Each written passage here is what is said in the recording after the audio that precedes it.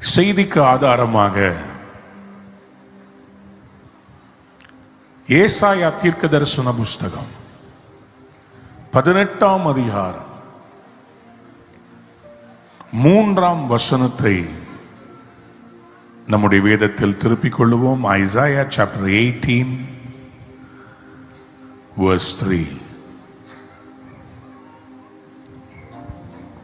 பூச்சக்கரத்தில் வாசமாயிருக்கிறவர்களும் தேசத்து குடிகளுமாகிய நீங்கள் எல்லாரும் மலைகள் மேல் கொடியேற்றப்படும் போது பாருங்கள், எக்காலம் ஊதப்படும் போது கேளுங்கள். எல்லாரும் பக்கத்துல பார்த்து சொல்லுங்க, பாருங்கள், கேளுங்கள். இந்த கடைசி நாட்களிலே பரிசுத்த ஆவியானவர் சபைகளோடு பேசுகிற ஒரு காரியம் உண்டு. எழுப்புதலுக்காக ஒரு அறைகூவல் ஒன்று தேசங்களில் கடந்து போகிறது. The Lord raises a banner. மலைகளின் மேல் அவர் கொடியேற்றுகிறார். இந்த மலைகளின் மேலிருந்து ஒரு எக்கால சத்தம். கொடிய பார்க்கணும், எக்கால சத்தத்தை கேட்கணும். அவர் கொடியேற்றும் போது அது சாதாரண கொடி அல்ல, அவர் ஜெயக்கொடியானவர். யாராவது ஒரு அல்லேலூயா சொல்ல மாட்டீங்க? சொன்னா நல்லா சொல்லணும். இல்ல, நான் மறுபடியும் ட்ரை பண்ணி பார்க்கிறேன். அவர் உங்களுக்காக சத்துரு வெள்ளம் போல வரும்போது ஆவியானவர் உங்களுக்காக என்ன செய்வார்? கொடியேற்றுவார். சொல்றவங்க எல்லாம் கையை தட்டி ஒரு ஆமென் சொல்லுங்க பாப்பா.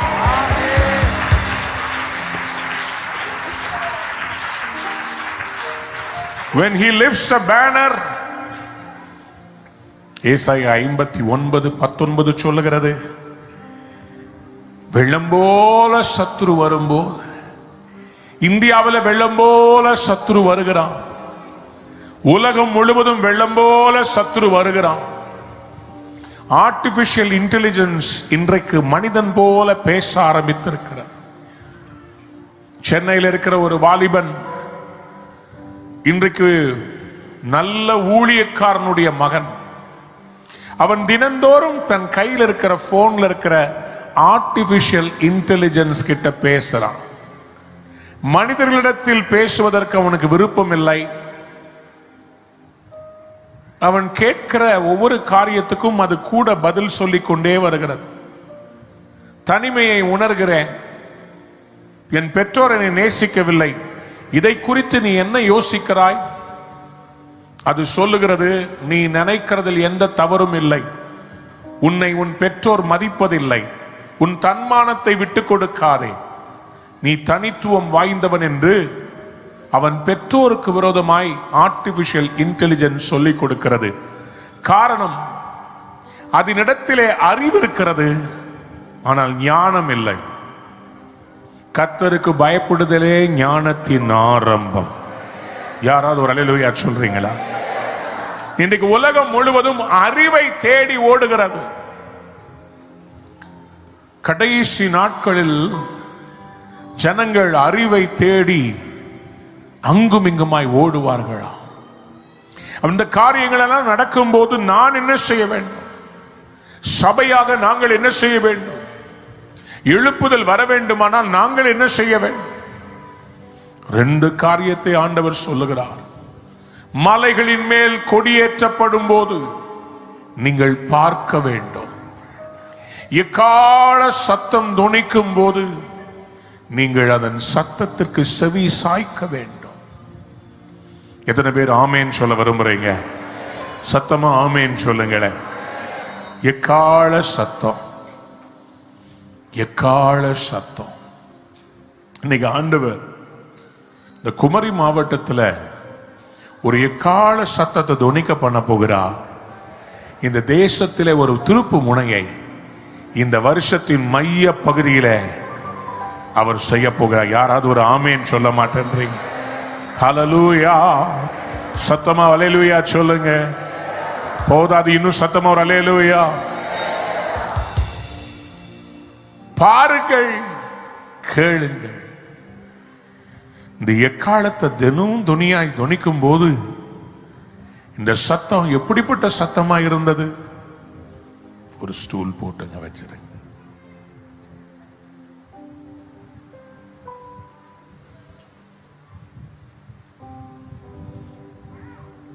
அந்த சத்தம் பயங்கரமா இருந்தது.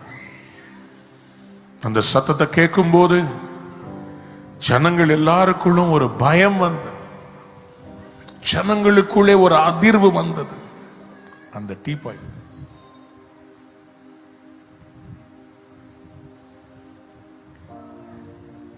வாசிங்கள். சகரியா தீர்க்கதரிசன புஸ்தகம் 9ஆம் அதிகாரம் 14ஆம் வசனம். சகரியா 9ஆம் அதிகாரம் 14ஆம் வசனம். அவர்கள் பட்சத்தில் கர்த்தர் காணப்படுவார், அவருடைய அம்பு மின்னலை போல புறப்படும். கர்த்தராகிய ஆண்டவர் எக்காளம் ஊதி தென் திசை சுழல் காற்றுகளோடு நடந்து வருவார். யாராவது ஒரு அல்லேலூயா சொல்றீங்களா?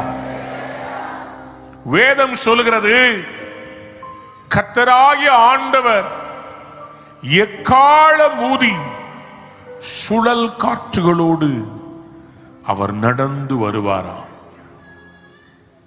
அவருடைய சத்தம் ஒரு எக்காள சத்தம். அந்த எக்காள சத்தம் எதற்காக தொனிக்கப்படுகிறது? ஒரு தேசத்தின் மேல் எதற்காக எக்காள சத்தத்தை அவர்கள் தொனிக்கப்படுகிறார்? எதற்காக அந்த எக்காள சத்தத்திற்கு கவனத்தை செவிசாய்க்க சொல்லுகிறார்? இந்த எக்காள சத்தம் எதை குறிக்கிறது? எசேக்கியேல் தீர்க்கதரிசியிடத்தில் கேட்போமானால், எசேக்கியேல் 7ஆம் அதிகாரம் 14ஆம் வசனம். நிறைய வசனங்களை கொடுக்க போறேன், எழுதுகிறவர்கள் எழுதி வைத்துக் கொள்ளுங்கள், மிகுந்த பிரயோஜனமா இருக்கும். எசேக்கியேல் 7ஆம் அதிகாரம் 14ஆம் வசனம் சொல்லுகிறது, அவர்கள் எக்காளம் ஊதி எல்லாவற்றையும் ஆயத்தம் பண்ணியும் யுத்தத்துக்கு போகிறவன் இல்லை. என் உக்கிரம் அதன் திரளான கும்பின் மேலும் இறங்குகிறது. பொதுவாக இந்த எக்காள சத்தம் ஒரு ஆயத்தத்திற்கு அடையாளமாக இருக்கிறது. ஆண்டவருடைய வருகையை குறிக்கப் போகிறது ஒரு எக்காள சத்தம். இஸ்ரவேல் ஜனங்களுக்கு அன்றைக்கு யமஹா ஸ்பீக்கர் இல்லை, அன்றைக்கு ஜேபிஎல் ஸ்பீக்கர் இல்லை, மைக் இல்லை. ஜனங்களுடைய கவனத்தை ஈர்க்க வேண்டுமானால் எக்காள சத்தத்திற்கு அவர்கள் எல்லாரும் ஆயத்தமாயிருக்க வேண்டும். அந்த எக்காள சத்தம் ஒரு செய்தியை கொண்டு வரும். Every time the shofar was blown, people understood a message from God. யுத்தம் வருகிறதா?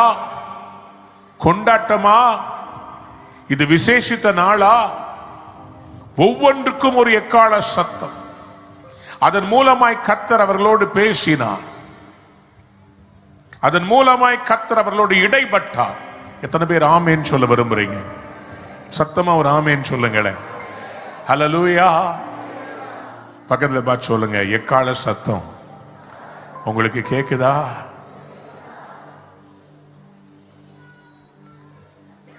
கேட்கல பாஸ்டர், காதுல புலி இருக்க போது பார்த்து.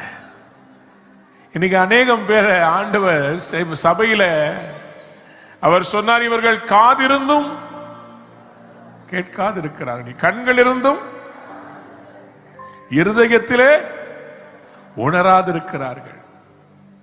பாருங்கள், கேளுங்கள். எக்காள சத்தம் சொல்லுகிற செய்தியை கேளுங்க. எக்காலம் ஊதுனா யுத்தத்துக்கு ஆயத்தமாகணும். யாராவது ஒரு ஆமேன் சொல்லுங்களேன். பக்கத்துல திரும்பி பார்த்து சொல்லுங்க, எக்கால சத்தம் இன்னைக்கு உங்களை ஆயத்தப்படுத்துவதாக. எத்தனை பேர் ஆமேன் சொல்ல விரும்புறீங்க? இஸ்ரவேல் ஜனங்கள் எகிப்திலே அடிமையாக இருந்தார்கள். அடிமைத்தனத்தில் இருந்த இஸ்ரவேலரை கர்த்தர் வெளியே கொண்டு வந்து சீனாய் மலையிலே அவர்களுக்கு கற்பனைகளை கொடுக்கும்படி மலையின் அடிவாரத்தில் நிற்க வைத்தார். மலையின் அடிவாரத்தில் இருக்கிற ஜனங்கள்கிட்ட சொன்னார், நான் உங்களோடு பேச போகிறேன். யாத்ராமத்தின் புஸ்தகம் 19ஆம் அதிகாரத்திலே சீனாயின் கொடுமுடியிலே 16ஆம் வசனம் இப்படியாக சொல்லுகிறது. யாத்ராமம் 19ஆம் அதிகாரம் 16ஆம் வசனம். 3ஆம் நாள் விடியற் காலத்தில் இடி முழக்கங்களும் மின்னல்களும் மலையின் மேல் கார்மேகமும் மகா பலத்த எக்கால சத்தமும் உண்டாயிற்று. பாளையத்தில் இருந்த ஜனங்கள் எல்லோரும் நடுங்கினார்கள். அப்புறம் அப்பொழுது ஜனங்கள் தேவனுக்கு எதிர்கொண்டு போக மோசே அவர்களை பாளையத்திலிருந்து புறப்பட பண்ணினான். அவர்கள் மலையின் அடிவாரத்தில் நின்றார்கள். யாராவது ஒரு அல்லேலூயா சொல்றீங்களா? அன்பான தேவனுடைய பிள்ளைகளே, ஆண்டவர் இஸ்ரவேல் ஜனங்களை அந்த மலையின் அடிவாரத்திலே நிற்க சொன்னார். 13ஆம் வசனத்தை வாசித்து பாருங்கள். யாத்ராம் 19:13. ஒரு கையும் அதை தொடலாகாது, மலையை தொடலாகாது, தொட்டால் நிச்சயமாக கல்லெறி உண்டு, அல்லது ஊடுருவை எய்யுண்டு சாக வேண்டும். மிருகமானாலும் சரி மனிதனானாலும் சரி உயிரோடே வைக்கப்படலாகாது. எக்காலம் நெடுந்துணியாய் துணிக்கையில் அவர்கள் மலையின் அடிவாரத்தில் வரக்கடவர்கள். யாராவது ஒரு அல்லேலூயா சொல்றீங்களா? இப்ப என் கேள்வி என்னன்னா, மனிதன் யாரும் அங்கே எக்காலம் ஊதினதாக தெரியவில்லை. சீனாய் மலையின் கொடுமுடியிலே ஒரு எக்கால சத்தம்.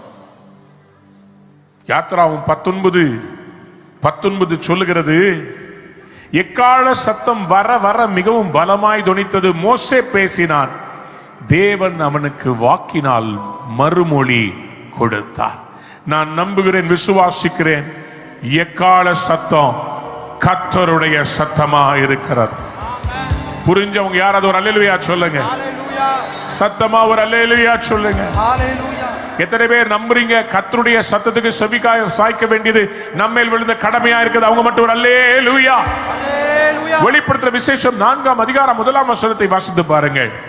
வெளிப்படுத்துற விசேஷம் 4ஆம் அதிகாரம் 1ஆம் வசனம் இப்படியாக சொல்லுகிறது, இவைகளுக்கு பின்பு இதோ பரலோகத்தில் திறக்கப்பட்டிருக்கிற ஒரு வாசலை கண்டேன்.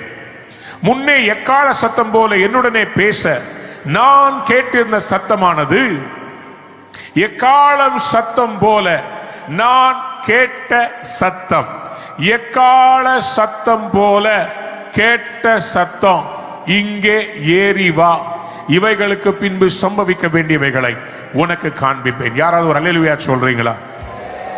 பழைய ஏற்பாட்டில் சீனாயின் மலை முகளில் அவருடைய சத்தம் எக்கால சத்தம். வெளிப்படுத்துற விசேஷத்துல யோவான் சொல்லுகிறார், நான் சத்தத்தை கேட்டேன், அது எக்கால சத்தமா இருந்தது. யாராவது ஒரு பெரிய அல்லேலூயா சொல்றீங்களா? சத்தமா ஆமென் சொல்றீங்களா? இன்னைக்கு எக்கால சத்தம் கேட்டா என்ன தெரியுமா அர்த்தம்? உங்களுக்கு புது சீசன் ஆரம்பிச்சிருச்சுன்னு அர்த்தம்.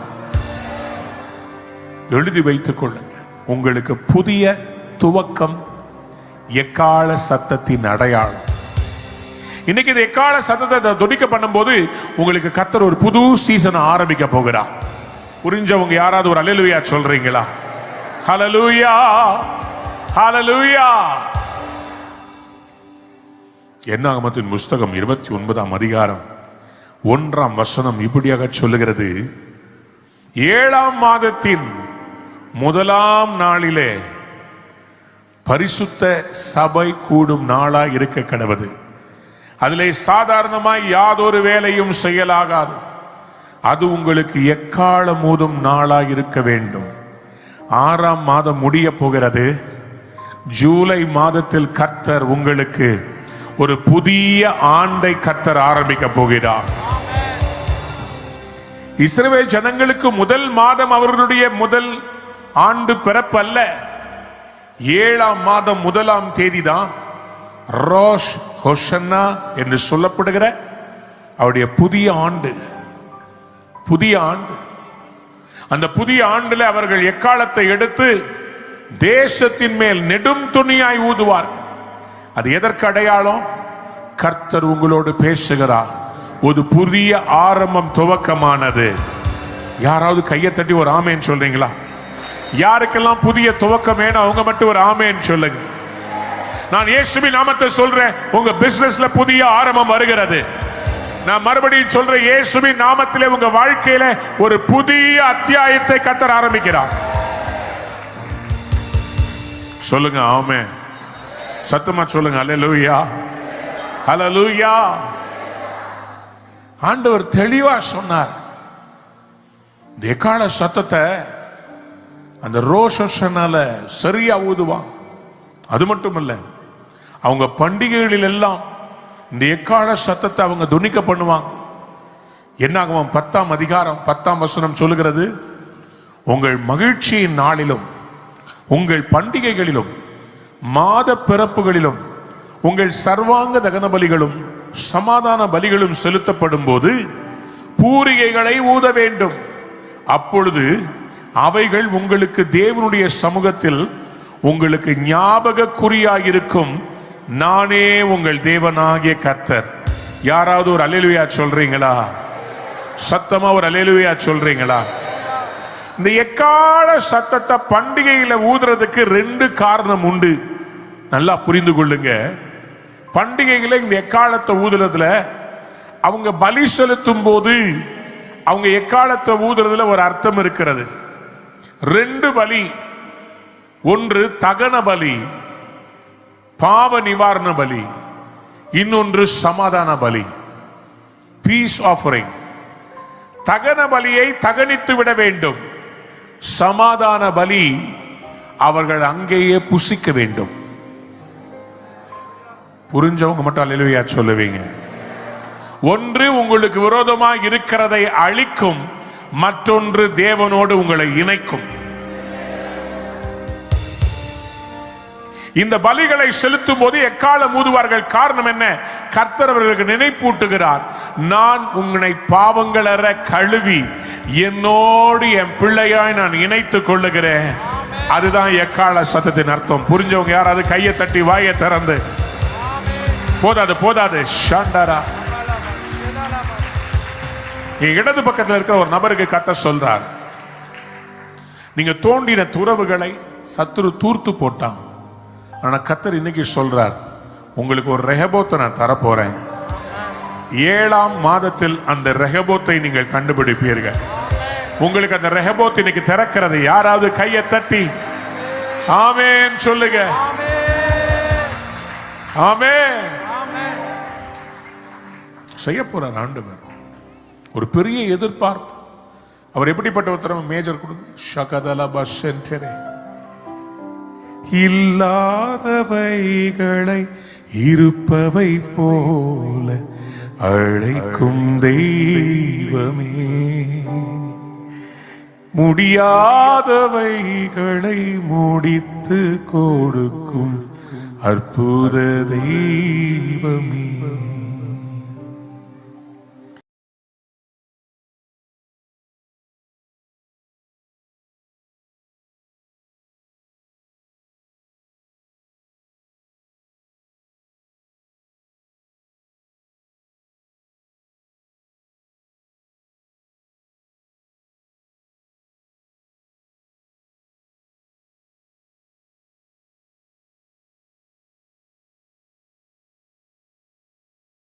என் கீபோர்டிஸ்டே குழப்பம்.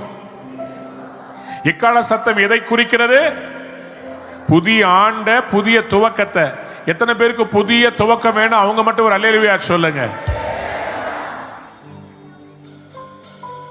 ஒரு மனுஷனும் மனுஷியும் என்கிட்ட வந்தாங்க. அவங்க வந்து கேட்டாங்க, ஆண்டவர் யோபுவுக்கு எல்லாத்தையும் மாத்தி கொடுத்தார், மனைவியை மட்டும் ஏன் பாஸ்டர் மாத்தி கொடுக்கல? நான் அவரை ஆலயம் முடிந்தவுடன் அறைக்கு தனியாக வர சொன்னேன். எதுக்குன்னு தெரியும்ல? இன்னைக்கு அநேகம் பேருக்கு புதிய காரியம், நூதனமான காரியங்கள். ஒன்னே ஒண்ணு சொல்ற, சபை என்றைக்கும் கர்த்தருடைய சபையாய் இருக்கணும். சபையில நூதன உபதேசம் வர வேண்டாம், ஆனா புதிய அத்தியாயங்களை கர்த்தர் ஆரம்பிப்பார். புரிஞ்சவங்க யாராவது ஒரு அல்லேலூயா சத்தமா ஆமென் சொல்லுங்க பாப்போம். எத்தனை பேர் விசுவாசிக்கிறீங்க இன்னைக்கு கர்த்தர் புதிய காரியத்தை, ஒரு பண்டிகையை உங்க வீட்டுல தர போறார். உங்க வீட்டுல ஒரு கொண்டாட்டம் வரப்போகிறது. கையை தட்டிக்கிட்டே இருக்கு, நான் ப்ராபஸை பண்றேன். உங்க வீட்டுக்கு தோரணங்கள் கட்டுவதும், உங்க வீட்டுல மணவாளனின் சத்தம், மணவாட்டியின் சத்தம் இந்த ஆண்டு வரப்போகிறது. உங்கள் மகளுக்கு திருமணம் நடக்க போகிறது. கர்த்தருடைய வாய் இதை சொல்லிட்டு அவருடைய கரம் இதை செய்து முடிக்கும். யாராவது சொல்லுங்க புதிய துவக்கம். இரண்டாவது, இந்த எக்கால சத்தம் மனம் திரும்புதலுக்கும் ஜெபத்திற்குமான ஒரு அழைப்பு. It is a call for prayer and repentance. பாவ நிவாரண நாள், the day of atonement. இந்த ரோஷ் ஹஷனாவில் 10 நாட்கள் கழித்து இஸ்ரவேல் ஜனங்கள் யாம் கிப்பூர் என்று சொல்லப்படுகிற அந்த நாளில் யாம் தெருவா என்று சொல்லுவார்கள். தெருவா என்றால் எக்காலம். இந்த யாம் கிப்பூர்ல தேசமெங்கும் ஆசாரியர்கள் எக்காலம் ஊதி ஜனங்களை மனம் திரும்ப சொல்லுவார். இஸ்ரவேலருடைய நம்பிக்கை என்ன தெரியுமா? அந்த நாளில் யாரெல்லாம் கர்த்தரிடத்தில் பாவ மன்னிப்பு கேட்கிறார்களோ அவர்களுடைய ஜீவ புஸ்தகத்தில் அவர்களுக்கு விரோதமாய் எழுதி இருக்கிற எல்லாவற்றையும் கர்த்தர் தம்முடைய விலையேற பெற்ற கரத்தால் அழைத்து அவர்களுடைய வாழ்க்கைக்கு புதிய ஒரு அத்தியாயத்தை திருப்புவாராம். யாராவது ஒரு அல்லேலூயா சொல்றீங்களா?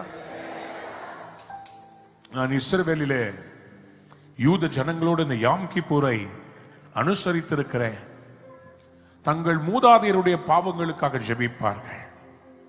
ஆண்டவராக இயேசுவை நோக்கி கதறுகிறதை நான் பார்த்திருக்கிறேன். ஆண்டவரே, நான் தெரிந்து தெரியாமல் செய்த பாவம், நான் அறிக்கை செய்யாத பாவம், என் கண்கள் செய்த பாவம், என் கைகள் செய்த பாவம், என் கால்கள் செய்த பாவம், என் நினைவுகள் செய்த பாவம், ஒவ்வொன்றையும் அறிக்கை செய்வார்கள். நம்ம எல்லாம் பாவ மன்னிப்பை ரொம்ப ஈஸியா எடுத்துக்கிறோம். இயேசுவே என்ன மன்னிச்சிருன்னா அவர் மன்னிச்சிடணும்னு எதிர்பார்க்கிறோம். யூதர்கள் அப்படி அல்ல. காலையில 6 மணிலிருந்து மாலை 6 மணி வரைக்கும் அவங்க தண்ணி குடிக்க மாட்டாங்க. எல்லாரும் கர்த்தருக்கு முன்பாக முழங்கால நிப்பாங்க.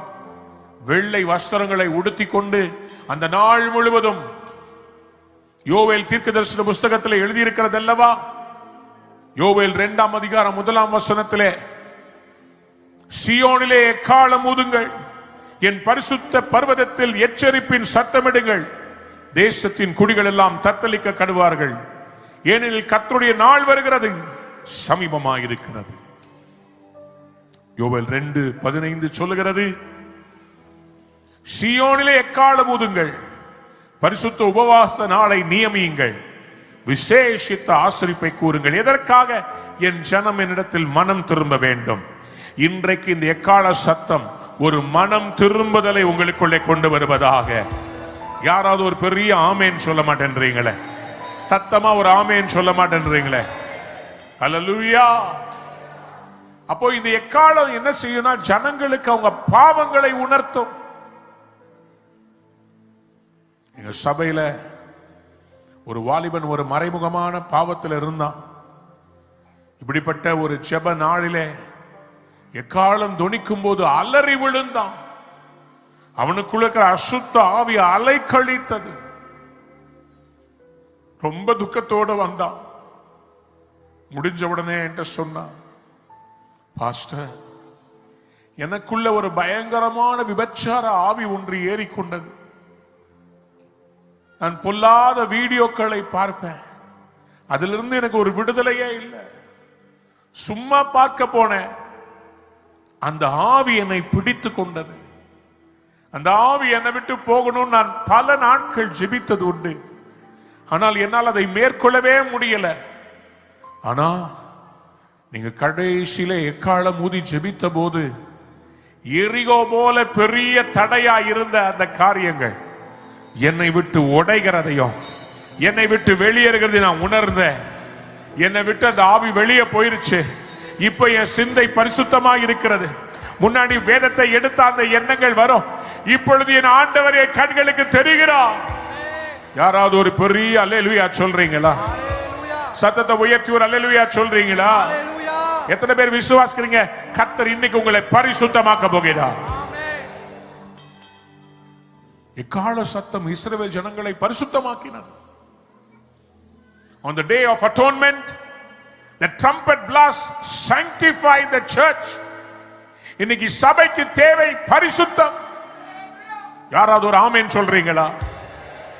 சபைக்கு அதி அவசியமாய் முக்கியமாய் தேவைப்படுகிறது பரிசுத்தம். இன்னைக்கு அதீத கிருபை, விபச்சாரங்கள், சபையிலேயே வேசித்தனங்கள், வாலிபர்கள் சபைக்குள் ஒரு மாதிரி இருக்கிறாங்க, வெளியே வேற மாதிரி வாழ்றாங்க. எல்லாம் கர்த்தர் அருவருக்கிறார். எக்கால சத்தம் தொனிக்கும் போது ஒரு வாய்ப்பை கர்த்தர் தருகிறார். மனம் திரும்ப. யாராவது ஒரு அல்லேலூயா சொல்றீங்களா? ஏசாயா தீர்க்கதரிசன புஸ்தகம் 58ஆம் அதிகாரம் 1ஆம் வசனத்திலே ஆண்டவர் இப்படியாக சொல்ல. ஏசாயா 58 உங்க எல்லாருக்கும் தெரிஞ்ச அதிகாரம். சத்தமிட்டு கூப்பிடு, அடக்கி கொள்ளாதே. எக்காலத்தை போல் உன் சத்தத்தை உயர்த்தி என் ஜனத்துக்கு அவர்கள் மீறுதலையும் யாக்கோபின் வம்சத்தாருக்கு அவர்களின் பாவங்களையும் அறிவி. Tell my people their transgression and the house of Jacob their sin. இன்னைக்கு சில பேர் கிட்ட இச்சை என்கிற பாவம் இருக்காது, கோபம் என்கிற பாவம் இருக்கும். நீங்கள் கோபம் கொண்டாலும் பாவம் செய்யாதிருங்கள் என்று வேதம் சொல்லுகிறது. கோபமும் ஒரு பாவம் தான். யாராவது மன்னியாமல் இருக்கிறீர்களா? அதுவும் ஒரு பாவம் தான். உன் சகோதரனுக்கு உன் பேர் ஒரு குறை உண்டு என்று அறிவாயானால் உன் காணிக்கை இங்கே வைத்துவிட்டு முதல்ல போய் ஒப்புரவாகி பின்பு வந்து உன் காணிக்கையை செலுத்து. அதை நான் அங்கீகரிக்க மாட்டேன் என்று கர்த்தர் சொன்னார். இன்னைக்கு சபையில சிகரெட் பத்த வைக்க மாட்டோம், குடி குடிக்க மாட்டோம். ஆனா எரிச்சல்கள், பொறாமை, அவர்களை பார்த்தால் எனக்கு பிடிக்காது, இவர்களோடு நான் பேச மாட்டேன், சொந்த குடும்பத்தில் இருக்கவங்கிட்ட பேசுறதில்லை. இதெல்லாம் பாவம். வாழ்கிறது ஒரே வாழ்க்கை. மனம் திரும்ப வேண்டும், பெற்றோரை கனம் பண்ண வேண்டும், உறவுகளை விட்டு கொடுக்க முடியாது, கூடாது, மன்னிக்க வேண்டும். அந்த யூதர்கள் ஏறெடுக்கிற ஜெபத்துல சரியாக ஒரு மாலை 4 to 6 அவங்க கர்த்தர்ட்ட கேட்கிற காரியம் தெரியுமா? எங்களை நினைத்தருளோன்னு கேட்பாங்க. எங்க பாவங்களை நினையாதீங்க, எங்க பாவங்களை மன்னிச்சுட்டு நாங்களும் எல்லார் பாவங்களையும் மன்னிக்கிறோன்னு யார் யார் மேல கசப்பு இருக்குதோ அந்த கேப் வச்சிருப்பாங்க. அதுல பேரை எழுதி அவங்கள மன்னிக்க கிருபையை கேட்பாங்க, ஒப்புரவாவாங்க. சபையே, இந்த தேசத்தில் ஒரு பெரிய எழுப்புதல் வர வேண்டும் என்றால் சபை கரை திரையற்றதா எழும்ப வேண்டும். எக்கால சத்தம் தொனிக்கும் போது சேனையா எழும்ப வேண்டும். யாராவது ஒரு பெரிய அல்லேலூயா சொல்றீங்களா? சத்தமா ஒரு ஆமென் சொல்லுங்க. முதலாவது என்ன சொன்னேன்? எக்கால சத்தம் எதுக்கு அடையாளமா இருக்குது? ஆஹா, இவ்வளவு நேரம் கதை கேட்டீங்களே. எக்கால சத்தம் எதுக்கு அடையாளமா இருக்குது? புதிய துவக்கம். Very good. இரண்டாவது, எக்கால சத்தம் எதுக்கு அடையாளமா இருக்குது?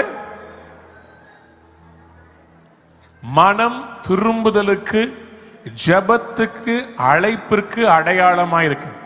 It's a call for prayer and repentance.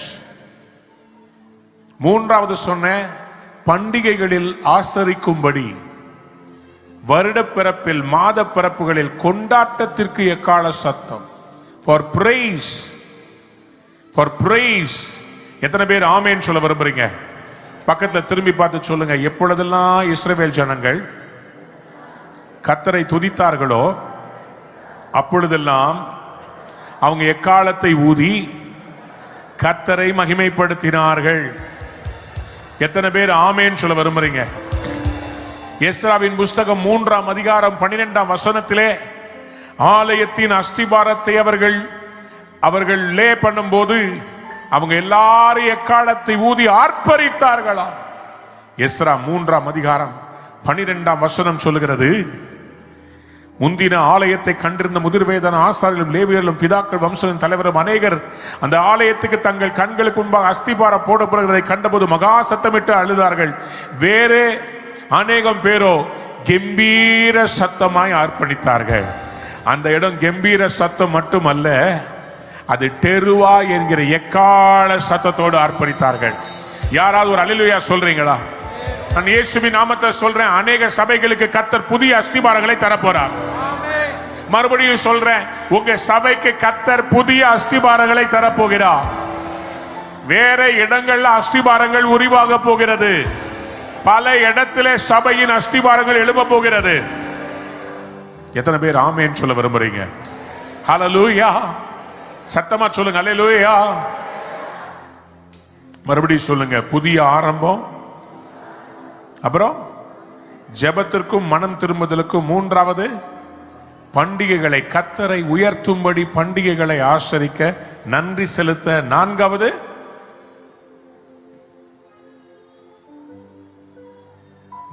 என்ன? கேட்கலையே.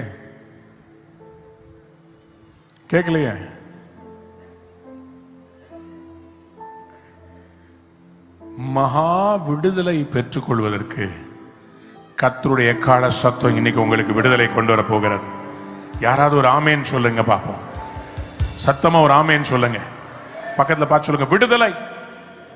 இல்ல நீங்க இப்படி சொல்றதா இருந்தா நான் எப்பவும் முடிச்சிருப்பேன். இன்னும் சத்தமா சொல்லுங்க. இல்ல யாருக்கெல்லாம் பெரிய தடைகள் உடையணும் அவங்க மட்டும் ஒரு சத்தமா விடுதலை சொல்லுங்க. யாருக்கெல்லாம் பிரேக் த்ரூ வேணுமோ அவங்க மட்டும் ஒரு விடுதலைன்னு சத்தமா சொல்லுங்க பாப்பா. யாருக்கெல்லாம் இந்த இரவோடு யோசுவா கண்ட அந்த எரிகோக்கள் விழ வேண்டும் அவங்க மட்டும் ஒரு விடுதலை சொல்லுங்க. கிதியோனோடு கூட இருந்த 300 பேரும் எக்காலம் ஊதுகையில் மீதியானியரின் பாளையத்தை சங்காரம் பண்ணினது போல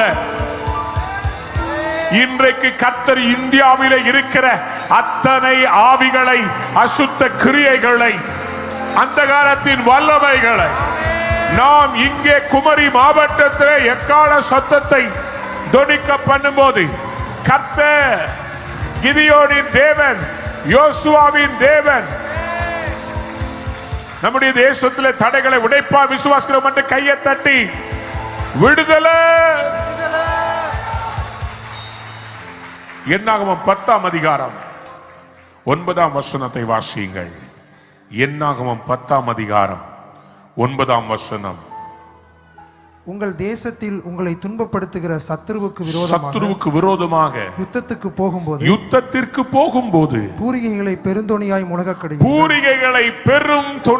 முழங்க கடவீர்கள். அப்பொழுது உங்கள் தேவனாகிய கர்த்தர் சமூகத்திலே, கர்த்தருடைய சமூகத்திலே நீங்கள் நினைவு கூறப்பட்டு உங்கள் பகைஞர்களுக்கு நீங்களாக்கி ரட்சிக்கப்படுவீர்கள். எத்தனை பேர் ஆமேன் சொல்ல விரும்புறீங்க? நம்புறவங்க எல்லாம் ஆமேன் சொல்லுங்க.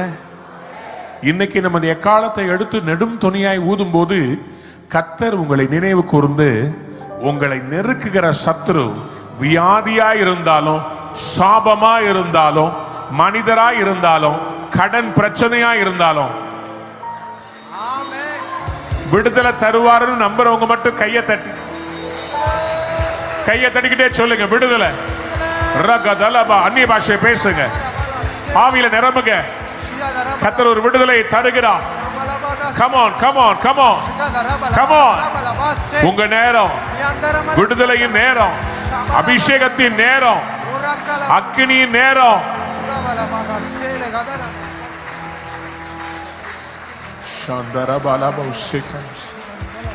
ஹல்லேலூயா. துதிப்போம், ஜெபிப்போம், ஜெயம் எடுப்போம். துதிப்போம் ஜெபிப்போம் ஜெயம் எடுப்போம். சொல்லுங்க சொல்லுங்க. துதிப்போம் ஜெபிப்போம் ஜெயம் எடுப்போம். சத்தமா. துதிப்போம் ஜெபிப்போம் ஜெயம் எடுப்போம். துதி என்றாலே ஜெயம் தானே, ஜெபம் என்றாலும் ஜெயம் தானே. துதி என்றாலே ஜெயம் தானே, ஜெபம் என்றாலும் ஜெயம் தான். எக்காலம் வாயிலே பட்டயமோ கையிலே, எக்காலம் வாயிலே பட்டயமோ கையிலே. எத்தனை பேர் ஆமென் சொல்றீங்க? சத்தமா சொல்லுங்க, இல்ல வைராக்கியமா சொல்லுங்க. இன்னைக்கு தடை உடையுன்ற மாதிரி ஆமென் சொல்லுங்க. இன்னைக்கு மதில்கள் இடிந்து விழுன்றவங்க ஆமென் சொல்லுங்க.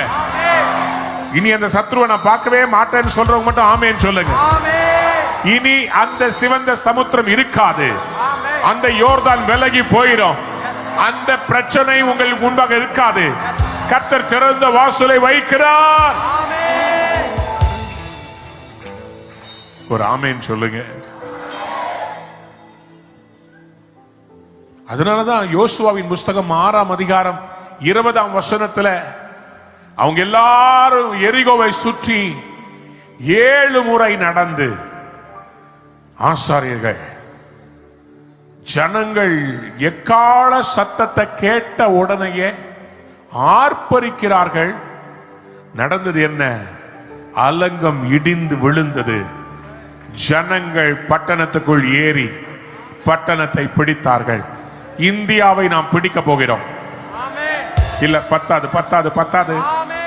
இந்தியாவை நாம் பிடிக்க வேண்டிய நேரம் வந்துவிட்டது. கன்னியாகுமரி மாவட்டத்தை பிடிக்க போகிறோம். குமரி மாவட்டம் இயேசுவுக்கே. தமிழ்நாட்டுக்குள் சத்ரு பிரவேசிப்பதில்லை. தமிழ்நாடு இயேசுவுக்கு சொந்தம். கேரளா இயேசுவுக்கு சொந்தம். இந்த 2 மண்ணு மேல தோமார் நடந்து போனது உண்மையானால், கேட்கல கேட்கல கேட்கல, ஏங்க இந்த குமரி மாவட்டத்தில் இவ்வளவு எழுப்புதல்? ஏங்க சென்னையில் இவ்வளவு எழுப்புதல் என்றால், தோமா இந்த வழியாய் நடந்து போயிருக்கிறார், சபைகளை கட்டி இருக்கிறார். தோமா ரத்தம் சிந்தி மரித்த புனித தோமையார் மலையிலே கர்த்தர் ஒரு அற்புதத்தை எங்களுக்கு தந்திருக்கிறார். எத்தனை பேர் கேட்ட உடனே கைத்தட்டி ஆர்ப்பரிக்க ரெடியா இருக்கு? இப்ப இல்ல, சொல்லி முடிக்கிறேன். Wait wait wait. இந்த தேசத்தை மந்திர சக்தி மூலமா பிடிக்கணும்னு மந்திரவாதிகள் உட்கார்ந்து யாகம் ஓதி கொண்டிருக்கிறார்கள். இந்த தேசத்தினுடைய ஜனங்களுடைய மனம் பேசப்படுகிற பொய்களை மாத்திரமே நம்ப வேண்டும் என்று ஜனங்களுடைய மனங்களை கட்டி வைத்திருக்கிறார்கள். எத்தனையோ கட்சிகள் வந்தது போனது, ஆனால் ஊழல்களே வெளிவருவதில்லையே. தப்பு யாருமே செய்யலையா? எப்படி இந்த தேசத்திலே யாரும் அதை குறித்து கேள்வி கேட்பதில்லை? ஊடகவியாளர்கள், ஊடகத்தினுடைய அவர்கள் யார் என்றால் நம்முடைய சமுதாயத்தினுடைய அஸ்திபாரங்கள். Pillars of the constitution is media. அவங்க தான் கேள்வி கேட்கணும். ஏன் தேசத்தின் வளர்ச்சி விகிதம் குறைந்திருக்கிறது? ஏன் ஜனங்கள் ஆசீர்வாதமாய் இல்லை? ஏன் இத்தனை வரி சுமத்தப்படுகிறது? யாரும் கேட்பதில்லை. யாரும் சத்தத்தை உயர்த்த முடிவதில்லை. அப்படிப்பட்ட காலங்களில் கர்த்தர் தமது சத்தத்தை முழங்க பண்ணுவார். யாராவது ஒரு அல்லேலூயா சொல்றீங்களா? ஒரு சதாம் ஹுசைனா இருக்கட்டும், ஒரு முகமது கடாஃபியா இருக்கட்டும், எல்லாருக்கும் ஒரு நாள் ஒரு சந்திப்பை கர்த்தர் கொடுத்தார். ஒரு நாள் ஒரு சேனையை கர்த்தர் எழுப்பினார். நம்முடைய தேசத்திலும் ஒரு சிறிய எழுப்புதல் வரப்போகிறது. ஒரு எழுப்புதல் வரப்போகிறது. யாராவது நம்புறவங்க மட்டும் ஒரு அல்லேலூயா. அதுக்கு யார் தெரியுமா தேவை? மதில் மேல் நடக்கிற வாட்ச்மேன் தேவை. தீர்க்க தரிசன பார்வையுடைய ஜாமக்காரர்கள் தேவை. அந்த ஜாமக்காரர்களை தான் இந்த தேசத்தின் எழுப்புதலிலே கர்த்தர் பயன்படுத்த போகிறார். யாராவது ஒரு அல்லேலூயா சொல்ல மாட்டேன்றீங்க? எக்கால சத்தம்ன்றது சத்ருடைய இந்த ஆகாயத்து பிரபு காற்றின் அலைகளை பிடித்து கொண்டிருக்கிற அவனை இந்த எக்கால சத்தம் வெளியே வரும்போது காற்றில் கலந்திருக்கிற இந்த பிரபஞ்சத்தின் லோகாதிபதி வான மண்டலத்தின் பொல்லாத ஆவியின் சேனைய ஊதும் போது நமக்குள்ளிருந்து ரூவா சுவாசத்தை எக்காலத்துல ஊதுறோம். வெளியே வரும்போது கர்த்தருடைய சத்தமாய். புரிஞ்சவங்க யாராவது ஒரு அல்லேலூயா சொல்றீங்களா? அப்படியானால் எனக்குள் தேவன் வைத்திருக்கிற அபிஷேகத்தை பரிசுத்த ஆவியானவர் எனக்கு கொடுத்த மூச்சு காற்று ரூவா இந்த பக்கம் ஊதும் போது என்னுடைய மூச்சு வெளியே வருவது கர்த்தருடைய சத்தம்.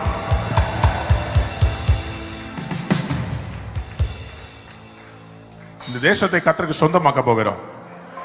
பக்கத்துல பட்ச சொல்லுங்க, டேக் ஓவர்.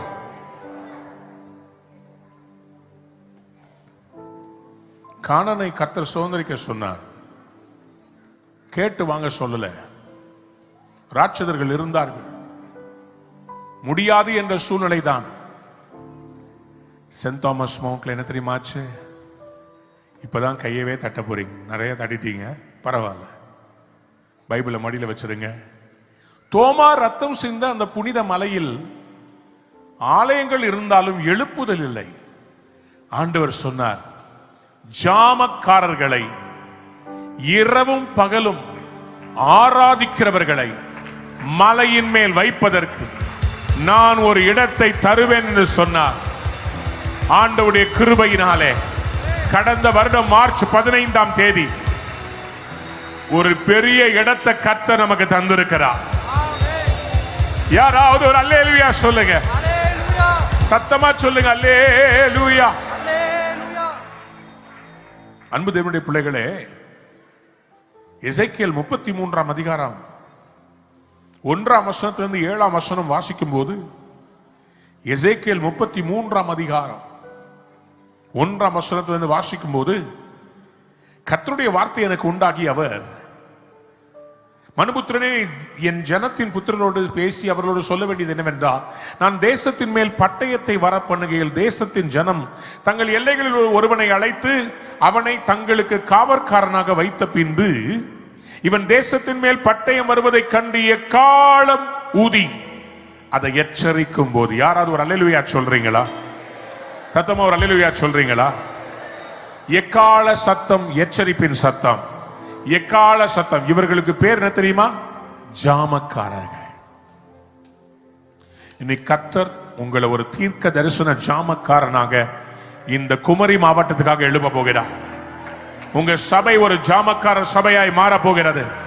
உங்களை ஒரு எக்கால சத்தமாய் கர்த்தர் மாற்ற போறார். யாராவது ஒரு அல்லேலூயா சொல்லுங்க. பக்கத்துல திரும்பி பார்த்து சொல்லுங்க, நீ ஒரு எக்காலம். ஆண்டவர் ஒரு எக்காலம் உங்களையும் ஒரு எக்கால சத்தமா வச்சிருக்கிறாரா? ஆமா பிரியமானவர்களே, இரவும் பகலும் நீங்க அவரை நோக்கி நீங்க ஜெபிக்க போறீங்க. அந்த புனித தோமை மலையில சென்ட் தாமஸ் மவுண்ட்ல 24/7 வர்ஷிப், பிரேயர், வேர்டு நடந்துகிட்டே இருக்க போகுது. உங்க சபையில இருந்தும் பாஸ்டர் ஆட்கள் அனுப்ப போறார். எங்க சர்ச்சுக்கான இடம் இல்ல, தேசத்தின் எழுப்புதலுக்கான இடம். இந்தியாவின் 29 மாநிலங்களும் ஒவ்வொரு நாளும் வந்து அங்க ஆராதிப்பாங்க. 29 மாநிலங்கள்லயும் திறந்த வானம், ஓபன் ஹெவன்ஸ் வரும்படி அவங்க பட்டணத்துக்காக, மாநிலத்துக்காக எக்கால ஊதுவாங்க. யாராவது ஒரு அல்லேலூயா சொல்லுங்க. பக்கத்துல பார்த்து சொல்லுங்க, பலிபீடம். அது ஒரு பலிபீடமாய் மாறப்போகிறது. அந்த பலிபீடத்தின் மேல் இரவும் பகலுமாய் ஆராதனை அக்னி சமக்காரர்கள். உங்க சபை கூட 24/7 வர்ஷிப் அண்ட் இன்டர்செஷனுக்கு ஒரு இடத்தை உருவாக்கும். அது கீழே இருக்காது, எல்லாத்துக்கும் மேல இருக்கும். மேல் வீட்டறை என்று அழைக்கப்படும். நீங்க எல்லாம் ஏறி போய் அங்க கர்த்தரை ஆராதிப்பீங்க. டர்ன் போட்டு உங்க சபையில 24 மணி நேரமும் ஜெபிக்கிறவங்க, ஆராதிக்கிறவங்களை உங்க சபையின் உச்சத்துல கர்த்தர் கொண்டு வந்து வைக்க போறார். யாராவது கையை தட்டி வாயை திறந்து somebody say yes, yes. இதுதான் எழுப்புதலின் ஆரம்பமா இருக்க. எத்தனை பேர் ஆமென் சொல்ல விரும்புறீங்க? யாரெல்லாம் இன்னைக்கு அப்படிப்பட்டவங்கள மாற போறீங்க? உங்களை தீர்க்கதரிசியா கர்த்தர் மாத்த போறார். இப்பொழுது இன்னும் கொஞ்ச நேரத்துல நானும் ப்ராஃபட் லினேஷும் நோடு இருக்கிற பரிசுத்தவாங்க எல்லாரும் சேர்ந்து உங்களுக்காக ஜெபிக்க போகிறோம். உங்க மேல தீர்க்க தரிசன வல்லமை இறங்கி வர போகிறது. யாராவது ஒரு அல்லேலூயா சொல்லுங்க, சத்தமா அல்லேலூயா சொல்லுங்க. எக்கால சத்தம் தீர்க்க தரிசன சத்தம். The voice of prophecy is that of a trumpet. 1 கொரிந்தியர் 14ஆம் அதிகாரம் 8ஆம் வசனத்தை வாசித்து நான் முடிக்க போறேன். 1 கொரிந்தியர் 14ஆம் அதிகாரம் 8ஆம் வசனம். அந்தப்படி எக்காலமும் விளங்காத சத்தமிட்டால் எவன் யுத்தத்திற்கு ஆயத்தமாவான்? யார் யுத்தத்துக்கு ஆயத்தமாவா? ஓ, இதுக்குதான் 120 பேரை எக்காலம் ஊதுறதுக்கு தாவீது ஆலயத்துல வைத்திருந்தாரோ. அந்த 120 பேர் எக்காலம் ஊதும் போது சாலமோனுடைய தேவாலயத்திலே தேவ மகிமை இறங்கி வந்து யாரும் நிக்க முடியாம கீழே விழ. நான் நம்புறேன் இந்த சபை எப்படிப்பட்ட சபையா தெரியுமா எழும்ப போது? நீங்க எழும்பி எக்காலம் தொனித்து கர்த்தரை ஆராதிக்கும் போது இந்த சபையில் அத்தனை பேரும் அபிஷேகத்துல கீழே விழ போறாங்க. ஆசாரியர்களால் நின்று ஆசார ஊழியம் செய்ய முடியாமல் விழுந்தா பிசாசு நினைக்கிறவங்களுக்கு ஒண்ணு சொல்ல விரும்புறேன். ஒரு பாத்திரத்தின் மேல டேப்பை திறந்து விட்டா பாத்திரம் நிரம்பும். ஆனா ஒரு அருவியை திறந்து விட்டா பாத்திரம் நிரம்புறது மட்டுமல்ல, அந்த அருவியில பாத்திரம் கவிழ்ந்து அங்கும் இங்குமாய் உங்க மேல பரிசுத்த ஆவியானவர் காட்டாற்று வெள்ளம் போல அவர் இறங்கி வர போகிறார். இந்த சபை எழுப்புதலின் சபை. எங்க சபையா இருந்தா இப்படிப்பட்ட காரியம் சொல்லும் போது உட்கார்ந்து யாரும் ஆமேன்னு சொல்ல மாட்டாங்க. எழும்பி நின்று கை தட்டி ஆமேன்னு சொல்லி இருப்பாங்க. யாருக்காவது புரியுதான்னு பாக்குறேன். புரியுதா? நம்ம எல்லாம் ரொம்ப வெக்கம் இல்லை. ஐயோ எல்லாரும் என்ன நினைப்பாங்க, நான் மட்டும் ஏஞ்சா உட்காருங்க. இப்ப நான் சொல்றேன், நான் மறுபடியும் சொல்லி பாக்குறேன். உங்கள் சபைய இந்த தேசத்துக்கு எழுப்புதலின் தீர்க்க தரிசன எக்கால சத்தமாய் விசுவாசிக்கிறவங்க மட்டும் கையை தட்டி வாயை திறந்து அந்நிய பாஷை பேசி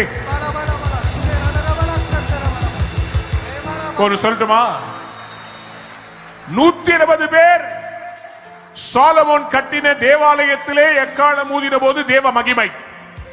புதிய ஏற்பாட்டுல பெந்தேகோஸ்தே என்கிற நாள் வந்த போது 120 பேர் வாயை திறந்து அந்நிய பாஷை பேசின போது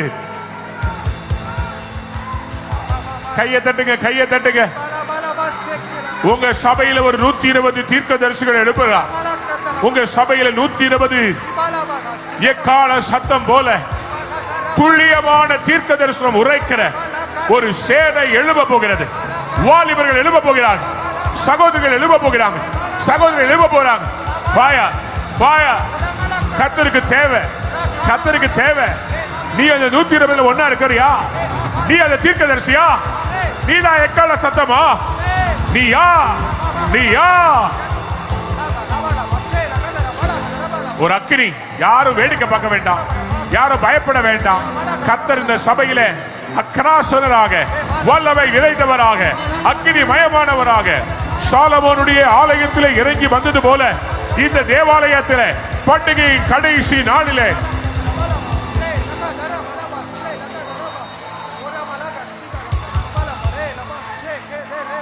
எக்கால சத்தம் வர வர பலத்தது. வர வர வர வர வர வர உங்க காதுகள்ல ஒரு எக்கால சத்தம் கேக்குது.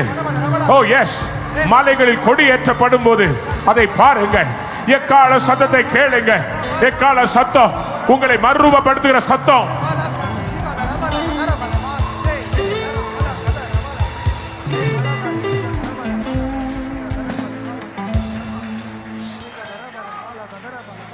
என் ஆண்டவருடைய வருகையை பறைசாற்ற போகிறது ஒரு எக்கால சத்தம். யாராவது ஒரு அல்லேலூயா சொல்லுங்க பாப்போம். சத்தமா அல்லேலூயா. கடைசி எக்காலம் தொனிக்கும் போது நாம் யாவரும் என்னவோ மறுரூபமாவோம். சொல்லுங்க ஆமென். 1 கொரிந்தியர் 15:51-52. இதோ ஒரு ரகசியத்தை சொல்லுகிறேன், நாம் எல்லாரும் நித்திரை அடைவதில்லை. ஆகிலும் கடைசி எக்காலம் தொனிக்கும் போது ஒரு நிமிஷத்துல நான் நம்புறேன் ஆண்டவருடைய வருகை ரொம்ப சமீபமா வந்துவிட்டது. நியூக்ளியர் பாம் எல்லாம் வரப்போகுது, உபத்திரவ காலம் வரப்போகுது. அதுக்கு முன்னாடி சபையாகிய உன்னை என்னையும் கர்த்தர் எடுத்துக்கொள்ள ஒரு எக்கால சத்தத்தை தொனிக்க பண்ண போறா. அந்த எக்கால சத்தத்துல ஒரே நிமிஷத்துல மறுரூபமாகி வானாதி வானங்கள் கொள்ளாதவரை மத்திய ஆகாயத்தை சந்திக்கும்படி சபை எடுத்துக் கொள்ளப்பட போகிறது. நீதான் எக்கால சத்தம்.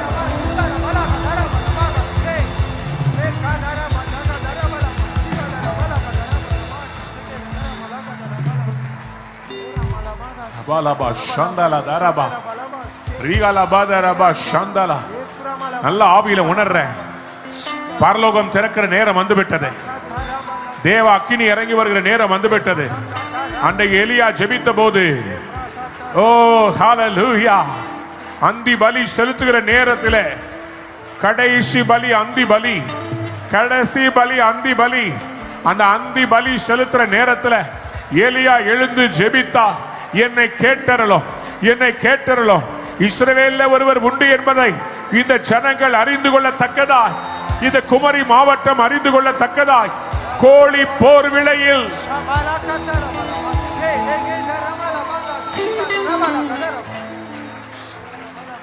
அருமையான பாஸ்டர் காட்ஃப்ரே அவர்கள் எனக்கு இன்றைக்கு தான் சொன்னார்கள்,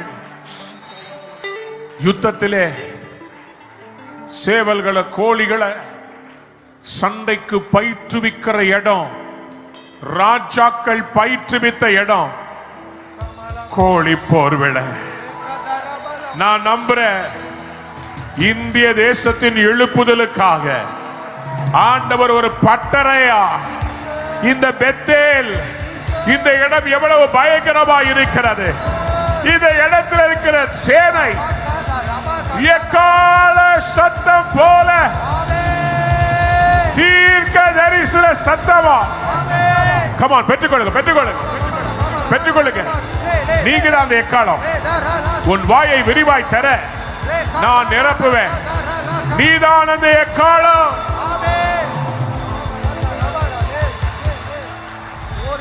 ஷகதனம ரதுனம செட்டரே ரிகதலத ரமன செட்டரே. வியாதிகள் உன்னை விட்டு விலகி போகும். போராட்டங்கள் உன்னை விட்டு நீங்கி போகும். இன்று கண்ட எகிப்தினை காண மாட்டான். நீ தேவனுக்காக தெரிந்தெடுக்கப்பட்டவள். உனக்காக கர்த்தர் ஆயத்தம் பண்ணி வச்சதை கண்கள் காணவில்லை, செவிகள் கேட்கவில்லை.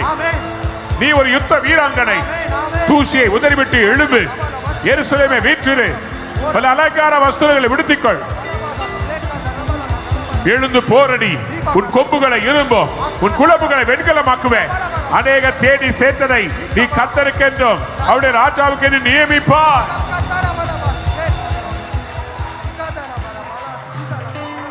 யாக்கோபு என்னும் சிறு பூச்சியே, நீ பயப்படாதே. இதோ போரடிக்கிறதுக்கு புதிதும் கூர்மையுமான பற்களுள்ள எந்திரமாய் நான் உன்னை மாற்றுகிறேன். நீ எந்திரமாய் மாறுகிறாய்.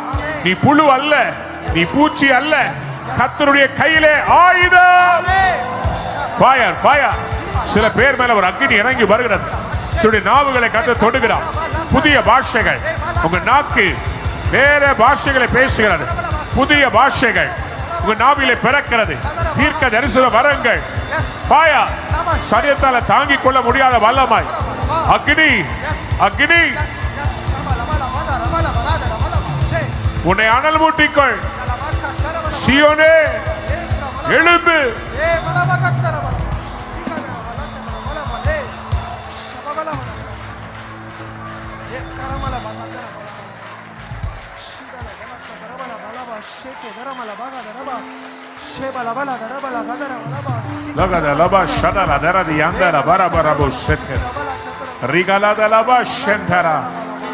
பரிசுத்த ஆவியானவர் சொல்றார், ஒரு பின்மாறி மழையை குமரி மாவட்டத்தில் நான் ஊற்ற போகிறேன். இங்கே ஊற்றப்பட பின்மாறி தேசம் எங்கும் பற்றி பிடிக்க போகிறது. நான் ஆசைகளின் வீட்டிலே தீ கொளுத்துவேன். நான் ஒரு அக்கினியை போட வந்தேன், அது இப்பொழுதே பற்றி எரிய வேண்டும் என்று விரும்புகிறேன்.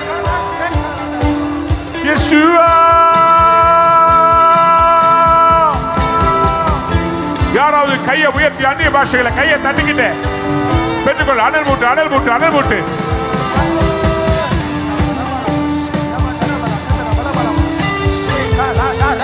Shagadalaba Sendere Libadaraba Shandala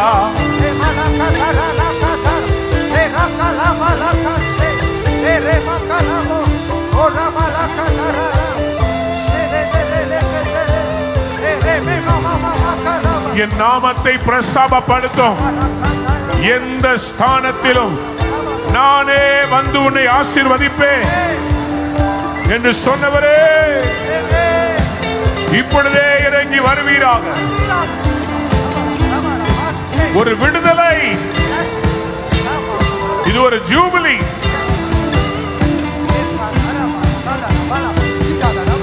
யூபிலி ஆண்டு என்று சொன்னால் 50வது ஆண்டிலே எக்காலம் ஊதும் போது ஒரு விடுதலை எந்த அடிமைக்கும் கிடைக்கும். அந்த ஜூபிலியில தான் இஸ்ரவேல் எகிப்தை விட்டு வெளியே வந்தது. உன்னை கர்த்தர் எகிப்திலிருந்து வெளியே கொண்டு வருகிறார். லாசருவே வெளியே வா, வெளியே வா, வெளியே வா, வெளியே வா. உனக்கு இன்னைக்கு ஒரு யூபிலி, விடுதலையின் ஆண்டு, விடுதலையின் ஆண்டு. இந்த வருஷம் உன் பிள்ளைகள் எழுப்புவார்கள். யாருக்காக நீ ஜெபித்தாயோ அங்கே ஒரு ரட்சிப்பு வரப்போகிறது. அங்கே ஒரு பெரிய திருப்பு முனை வருகிறது. ஓ